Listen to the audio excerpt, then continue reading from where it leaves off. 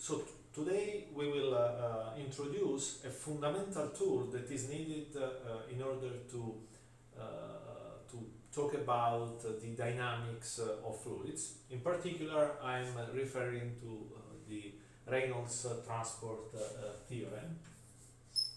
So Reynolds transport theorem. So what is it about? We have learned that one distinctive feature of fluids is that not only they move in space, but they also change shape, sometimes volume, and even topology. So what I have in mind is that if initially you have some water within a glass, okay, and then maybe we can venture in making a nice picture. So this is a glass, and inside you have water.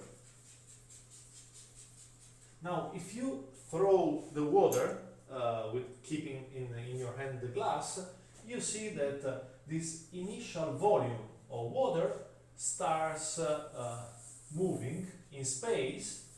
Not only you move in space, but at some time the volume of water will break up in droplets, larger parts, and satellite droplets. So what we can say is that this is the volume at some time t1. This is the same volume at another time t2.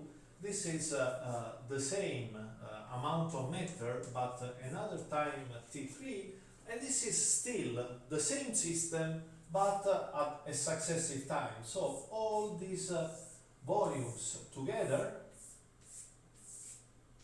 they contribute to forming the same system at a successive time t4. Well, this is something we probably know, but the real difficulty comes from writing relations to determine the dynamics of this system.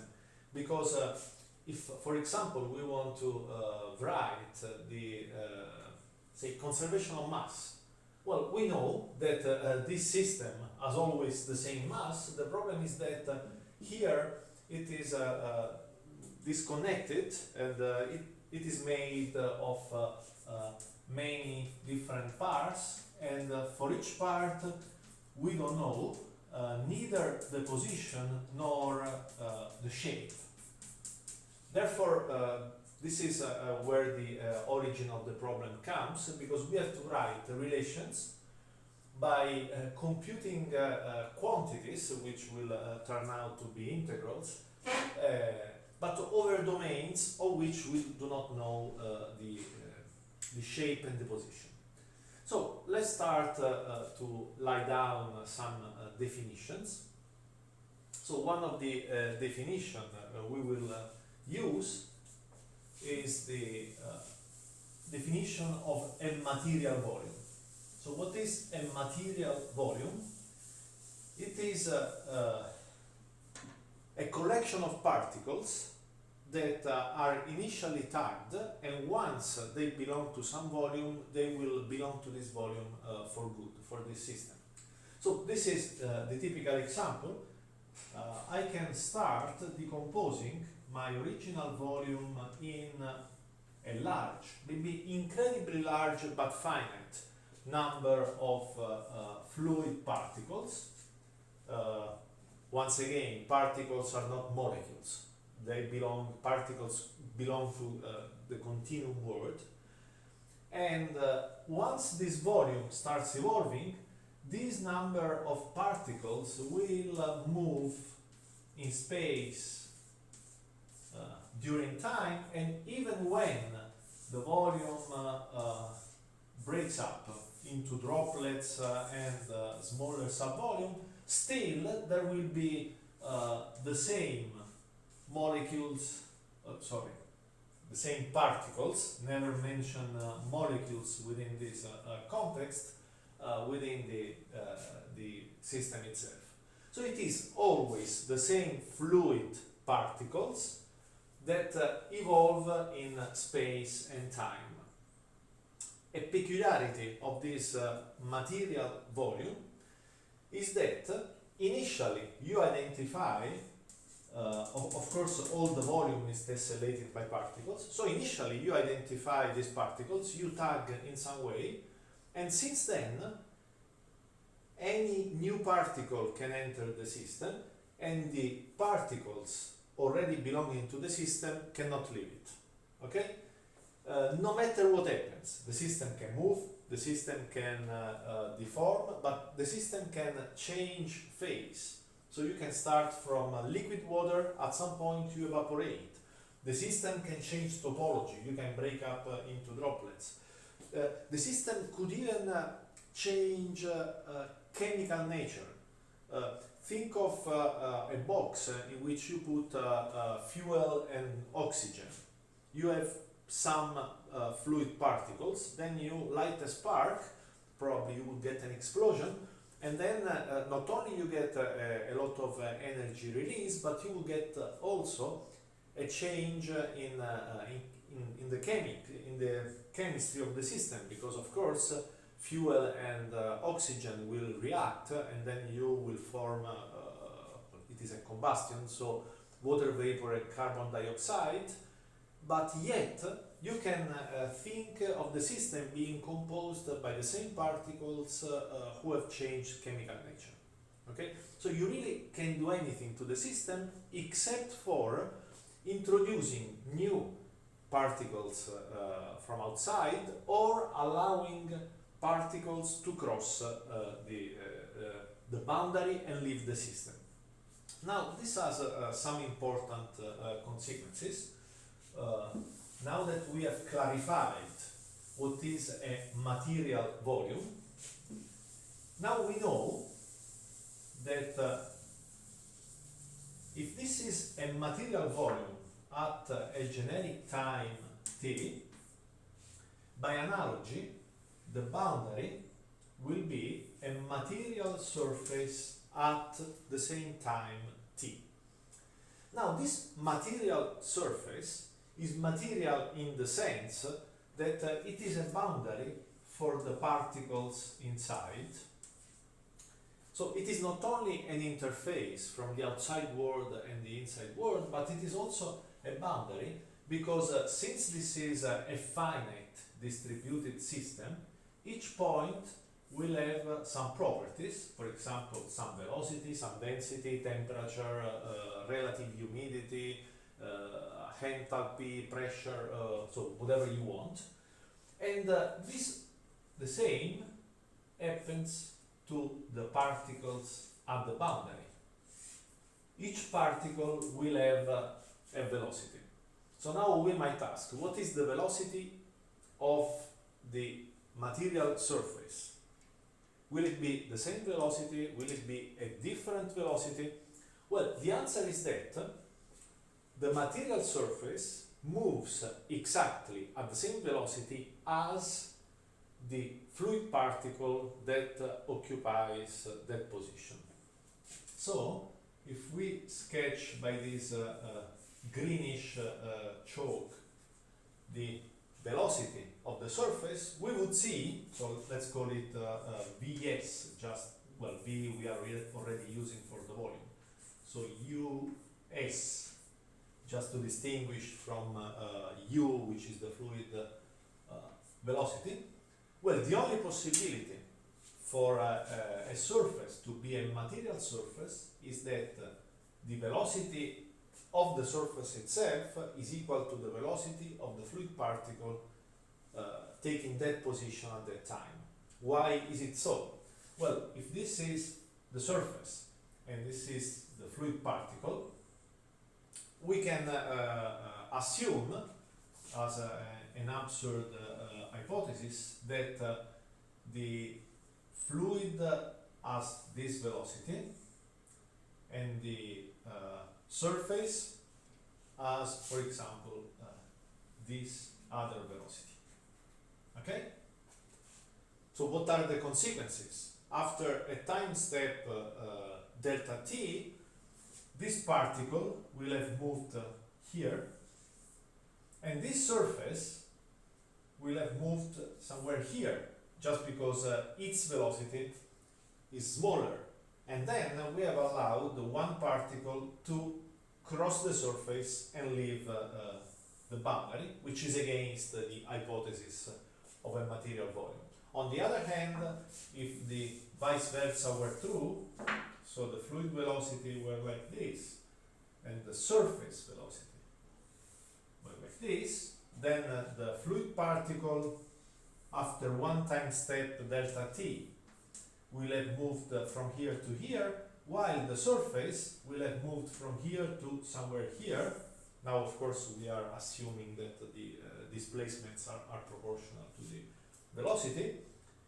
And then, since this particle was already at the boundary and now it lags behind, it seems that some of the fluid particles initially outside, we can pretend that, for example, this particle was initially outside, then it will have been engulfed into the system, which is also against the hypothesis, because a material volume contains only and exclusively the fluid particles which initially have been included, have been timed, if you wish. Okay, so this is the definition of material volume and material surface.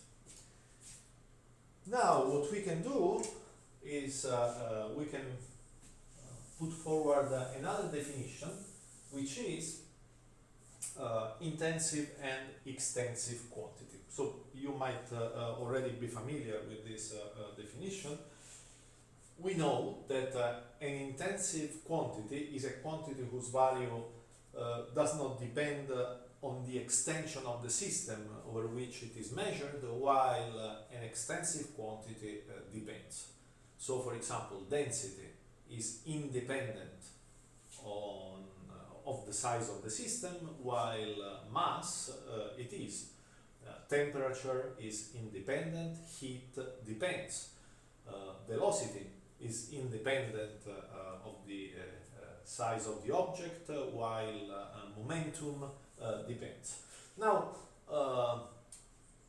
it is very much likely that up to now you have been given only this very qualitative definition. However, there is also a mathematical definition of intensive and extensive variables, and the relation is this one. So we can call, say, P,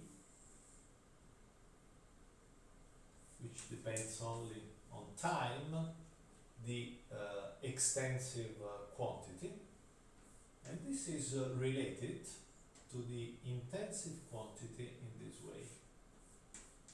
This is the material volume, and then we have density of the system, small p, let me take a bit more space so that we can write explicitly the independent variables of each quantity. So it would be Vt rho. Now, rho is a local variable, so within a material volume, each point will have a different density. So the density would be a function of position and time, and then here we write rho t, and then we have the intensive quantity, and the intensive quantity we will denote by small p. So this is a capital P, this is a small p, which depends also on x and t, and then we have dV, the differential of the material volume. Okay? So this is called extensive quantity.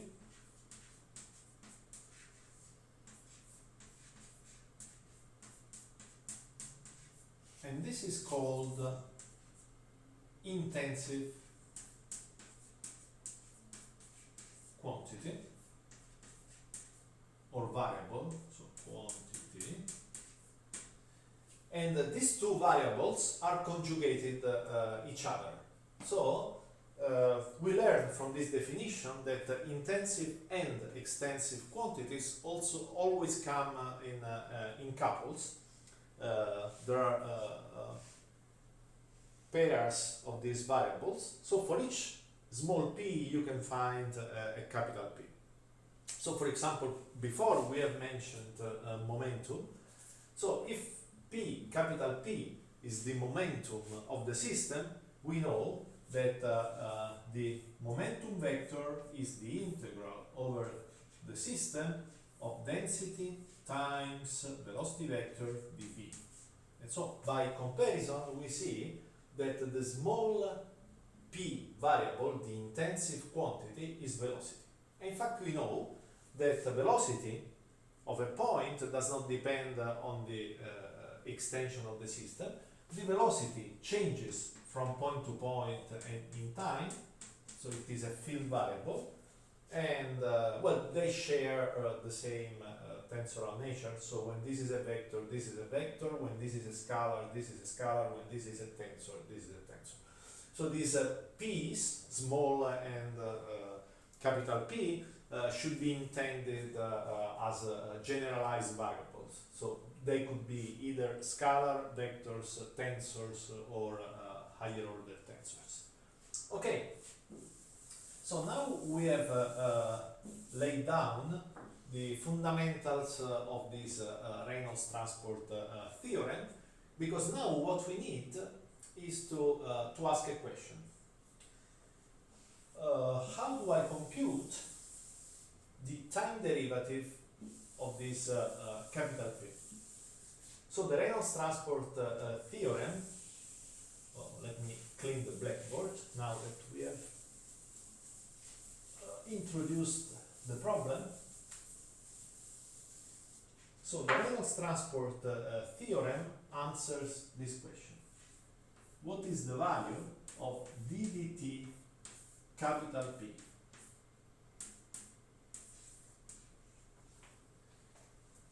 So you might wonder, why do we need to compute the time derivative of this extensive variable? If you think of all the laws of mechanics that we use, that we resort to solve our problems, we always use conservation of mass, second Newton's law of motion, in some cases the equilibrium to rotation, and conservation of energy. So all these relations have the form the rate of change of something equals something else. If you think of the second Newton's law of motion, this tells us that the time derivative of the momentum vector is equal to the resultant of the applied forces, which is the more general form of F equal ma. Okay? These two are the same only when the mass is constant. Otherwise, we can we should write this one. So as you can see, the most fundamental relations that we use as the time derivative of some quantity, and we have just shown that the quantity vector Q is nothing but the momentum, which has this form. So the only difference is that rather than P, we have the velocity vector. Now that we have understood that we have to compute this derivative, we might ask, well, why it is so difficult? Well, just look at this definition. So that capital P is this right-hand side. So we are computing a time derivative, and here we have two problems. First of all, the quantities inside the vector, the integral, depend on time, but the integration volume itself depends on time. And it depends on time on two counts. First of all, it moves, and then it depends on time because it deforms. So the the question is, how do we compute the time derivative of this integral for which the integrand function and the integration domain both depends on time? Well, the answer to this question is given by this Reynolds transport theorem. And first of all, we could just try to apply the definition of derivative. So this is nothing but the limit as the time interval approaches 0 of the quantity p at time t plus delta t minus the quantity p, these are all capital P's, at time t divided by delta t. Well, this is trivial, just a definition. And now we recall that p is in fact this integral. So we could write limit as delta t approaches 0. Now, who is this p of t plus dt? Well, we should put t plus dt here and t plus dt into these variables. So we can write in this way, integral over v at time t plus delta t of rho p evaluated at t plus delta t. Okay, this is just to shorten this dependence, dv. While this one is just as we have laid down. So this would be minus integral over vt, sorry, not b but p, rho p at time t dv. And everything should be divided by dt. So it is not really a progress. I just used standard definitions, so apparently I'm just spinning in a circle without advancing the solution. However, now I can use a little bit of sketches and graphics in order to have some more grip on the problem. Now, let's pretend this is v at time t. Okay, so this would be v at time t, and now I try to use a different color. I imagine that a time interval delta t has passed, and my system has become this one. Okay, so I see that, of course, this would be now v at time t plus delta t.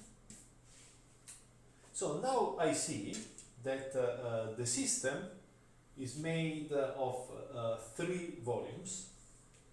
So there is this volume, which we can call, for example, v bar. Then there is this volume, which we can call v1. So v1 belongs to v at time t, but not at time t plus delta t. And then we have v2. So we can write that v at time t is equal to v bar plus v1, and v at time t plus delta t is v bar plus v2. Good. Now we shouldn't forget that we had the control surface, and so the control surface of v at time t is the white boundary, while the control surface at time t plus dt is the pinkish boundary, according to what you might see in the video. However, what we can do is define two auxiliary boundaries. So one is this one.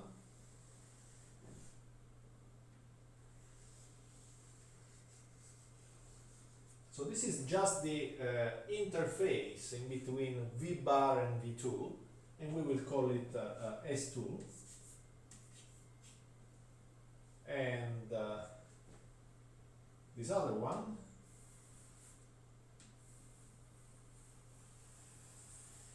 so the interface between V bar and V1 we will call S1. Now be aware, neither S1 nor S2 are material surfaces, because when they move they have fluid particles coming across. However, S1 as thought as part of control surface of the original volume Vt, this is a material surface, and the same we can claim for S1. Okay, so now we should manipulate a little bit these integrals, and so we can write here, let me write along the same line, so this would be V at time t. So here we have the limit as delta t approaches 0. So let's start from here. Now we have that V at time t plus delta t is V bar plus V2, and so we write integral over V bar rho p at time t plus delta t plus, well, let's keep it separated, integral over V2 rho p at time t plus delta t, sorry, there is the dv, and now we have minus this part, so this would be minus integral over vt, but vt is v bar plus v1, so the first part would be minus integral over v bar rho p at time t dv minus integral over v1 rho p at time t dv, everything divided by delta t. So it seems we are making the situation more complex, but now we will start to simplify. So let's focus on the first and the third term of this relation, which I can write here. So if I just take this term and this term, I can write limit as delta t approaches 0. Now, as you can see, the two integrals are performed on the same domain, so I can write v bar for both of them, and this would be rho p at time t plus delta t, let me write it a little bit smaller, minus we can put everything within the same integral, and now the integrand function is rho p, so minus rho p at time t dv, and then we have the denominator. Okay, so what is the integrand function? There is something evaluated at time t plus delta t minus the same quantity at time t divided by delta t. This is nothing but the partial time derivative of the quantity. Okay, so the integrand function would be partial time derivative of rho p dv. Now the only question is what becomes v bar as delta t approaches 0. And now we have to resort to the sketch on the blackboard. Now think of the initial condition being v, and then you record this evolution, and then you end up after time delta t to this v2 v at time t plus delta t, and then you have this v bar. Now we are making the limit as delta t approaches 0. So we should think of taking this movie and playing it back, rewinding very slowly. So what happens is that v2 vanishes, v1 vanishes, and v bar grows in size until it occupies all vt. So as a matter of fact, v bar as delta t approaches 0 becomes nothing but vt. So we have computed this term, and now we know that there would be this expression. Okay, now I need to clean a little bit the blackboard. So let me take out this part. Let me take out this part. So I'm leaving just this definition to keep in mind that we aim at answering that question. So now, how do I compute these two terms? Now the second and the fourth are still untouched. Let's focus on the second. On the second. This is the integral over v2. Now v2 is this part. Okay, let me shade it. So v2 would be this part of the volume. Now, how do I produce this v2? Well, the idea is the following. I have one infinitesimal surface element, ds2, which is this one. And what happens is that this surface moves. Why does it move? Because we know that the fluid particles are moving, and when this surface element is thought of as being part of the material surface of Vt, this moves with the same velocity as the fluid particles, and this is crucial. So let's pretend it is moving in this direction. Then this segment will sweep some surface that in this two-dimensional sketch is a volume. So each of these fluid elements, each of these elements of the boundary will sweep part of the area, and eventually the collection of all the contributions will give the volume V2. Now, in order to clarify this point, we should make a zoom so that we can develop some quantitative arguments. So let's take this infinitesimal segment and we report here in this way. So this would be ds, just an infinitesimal segment of S2. Now, just to be general, we have imagined that the velocity with which this segment moves is this one.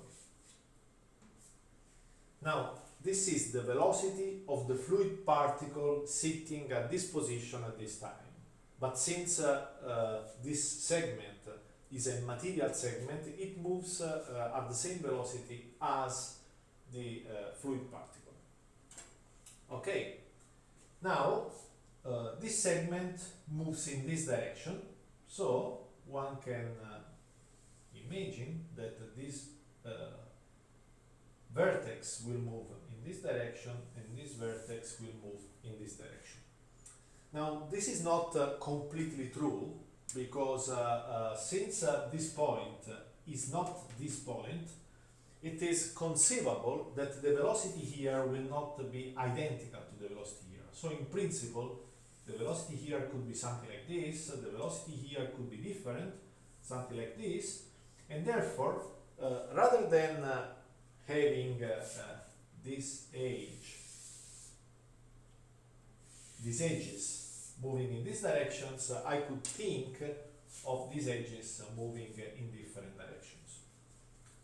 However, what is important is that since this is infinitesimal, the difference in velocity between the center and the edges is infinitesimal as well. And when you work out all the arithmetics, all the differences that you produce, because this skewing of the velocity vectors is a higher order infinitesimal than the first one, which is what we are concerned with. Okay, of course they could be also different in magnitude, so there is no reason why this segment should be mapped in a parallel segment, as we imagine. It could be something like this, for example. But again, also this difference would be a higher order infinitesimal with respect to the first one. What is relevant, however, is that this segment has a wall normal which is not aligned with the velocity. And this is not an infinitesimal factor, because angles are intensive quantities, so they completely disregard whether the segment is finite or infinitesimal. So now the question is, in a time delta t, which infinitesimal volume dv I produce? Well, this is quite simple, because if the velocity is u, and if we believe that we can approximate the velocity at the edges as the velocity at the center, then this segment would be nothing but u vector, which is this velocity, times delta t. So displacement is velocity multiplied by time.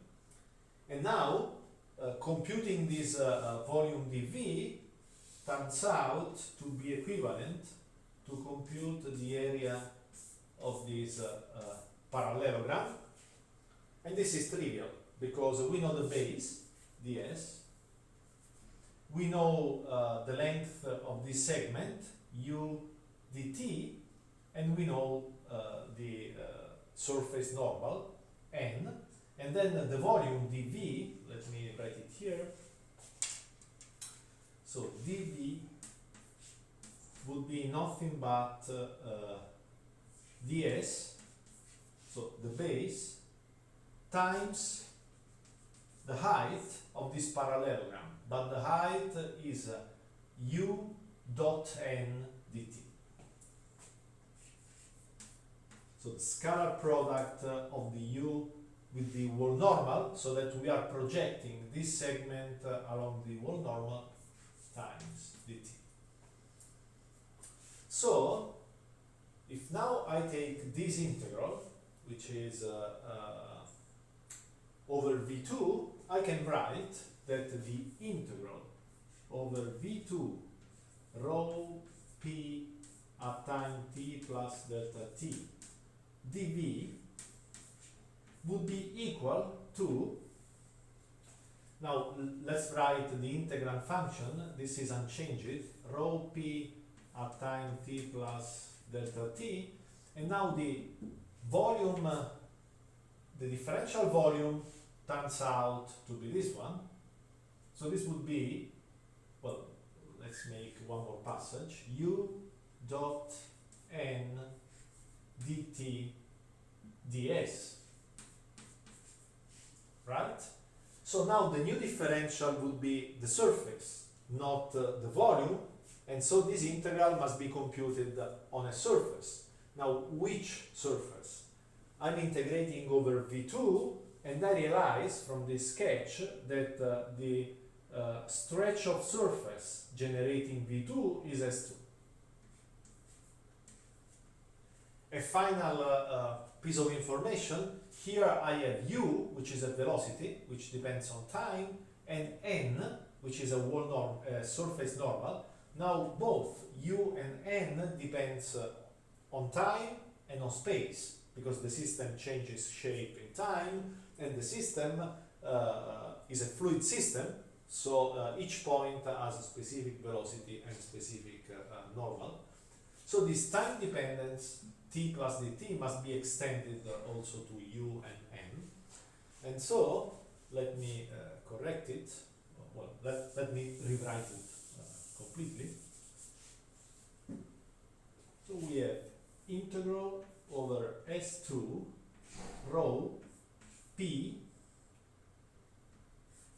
u dot n, everything evaluated at t plus delta t ds. Okay, so we have transformed the second term. What about the fourth? Well, it is not difficult to realize that we should play the same game with only one difference. Now we have identified S1, but in this case the outer normal to S1, for example, is this one, N, while we have some infinitesimal surface, ds, or if you, yes, ds, whose velocity, since the system is moving from here to here, so it's moving to the right, whose velocity must be something like this, u. So this volume is obtained by putting a minus in front of the expression, just because u dot n would be negative, and we still want to get a positive volume. So at the very end, what we can write, now let me clean this one.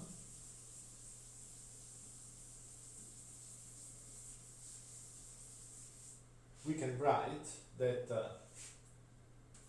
dv1 would be minus ds1 u dot n dt, but then this minus will compensate this minus in the expression, and then eventually we can write something like this: minus integral over v1 rho p at time t dv. This would be integral over S1 rho p u dot n at time t delta t ds. Okay, so the minus disappears just because there is a minus here, but there is another minus in the integral. So now, unfortunately, I have erased. This was in the limit delta t going to 0, and there is a denominator. Now let's try to make things mentally. Well, we can write. It's not that difficult. So we have limit as delta t approaches 0 of this term, which is this one, and now we have transformed into this one. So integral over S2, and there is this argument, and then there was a minus integral over v1, which we have transformed into this one, so it would be plus integral over s1, and then everything divided by delta t.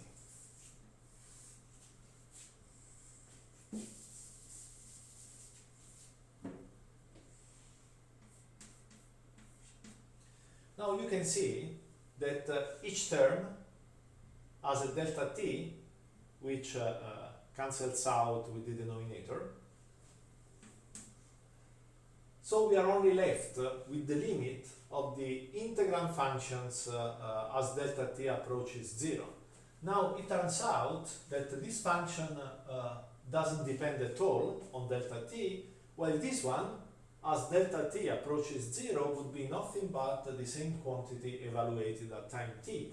So the function becomes rho p u dot n ds. Let me clean this part.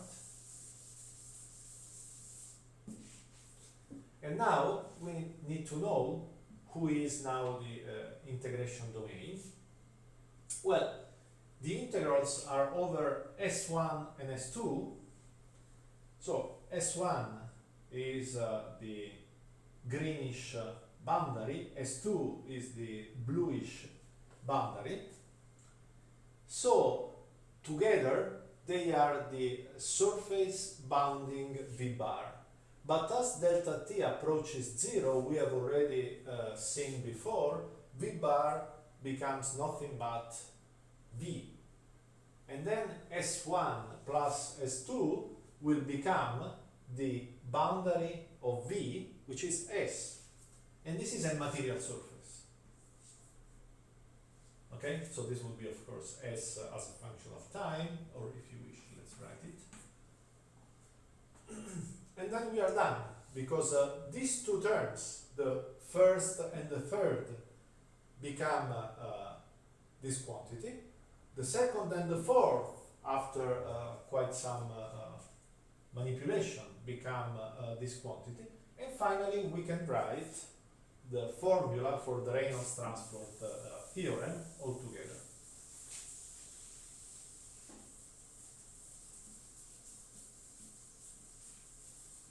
So the final question, who is the time derivative of the extensive quantity P?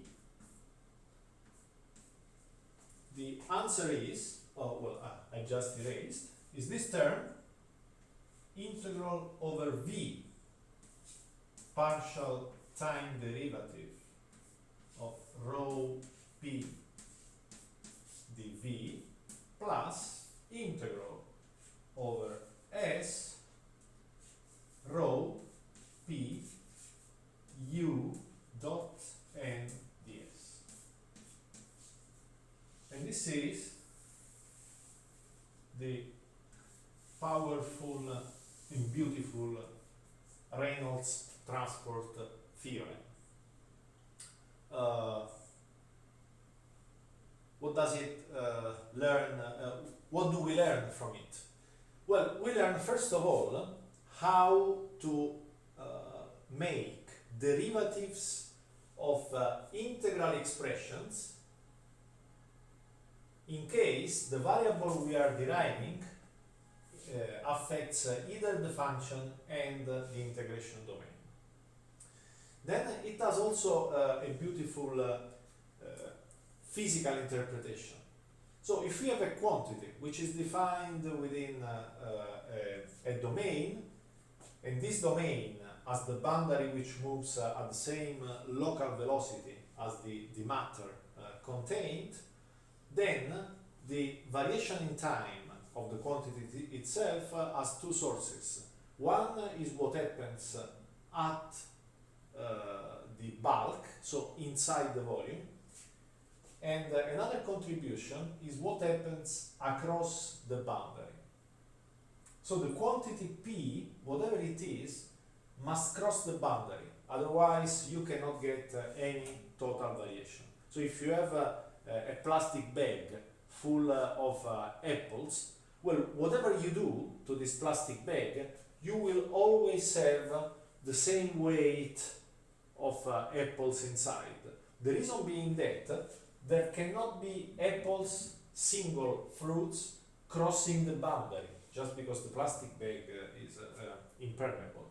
On the other hand, you cannot have that from inside you multiply the apples. However, if you had a plastic bag with inside worms and you provide some food, well, you might have that even if the boundary is impermeable, so worms cannot cross the boundary in both directions, you can still increase the number of worms, the total content of worms, because they can replicate inside.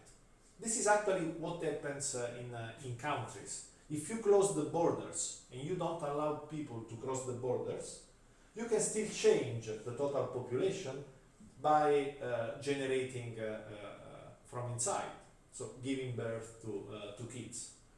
Well, of course, it depends on the country. If you generate many kids, this is positive, this is the natality of a country, and then when this is positive, this would be with a positive rate of change. Now for Western wealthy countries, usually this is a negative. So there are more people dying than more newborns, so this term alone would be negative, and the only hope to keep the population at least at a constant level is to open the borders and allow people to enter. This is, however, politics, not fluid mechanics, so I don't want to enter this issue. Now, a final comment is who is V and S. So, as we have derived this theorem, V and S are the material volume and surfaces. Okay, so as we are watching this expression, it seems just a way to bring into integrals time derivatives in case they depend in case the time dependence is either on the integration function and on the integrand function. There is, however, another beautiful interpretation of the Reynolds transport theorem, which concerns not material volumes but control volumes. Now, a control volume is the analog of an observation point in the material derivative. So you might recall that in a material derivative, rather than tracking the objects, you fix an observation point and you allow your particle, your pointwise particle, to cross that point. Well, a control volume is the analog for finite systems. So you have this volume, this material volume, V, and then you have a control volume, which you can call V naught. What is the advantage of having a control volume is that this is what you decide the volume to be, this is what the system evolves in time. So this is something you don't know in advance, this is something you can prescribe and fix in advance.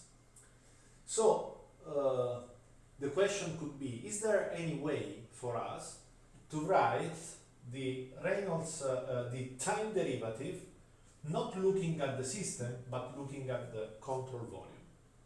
In other words, we check what happens within this point, and then as soon as the system crosses the point, we start sensing something.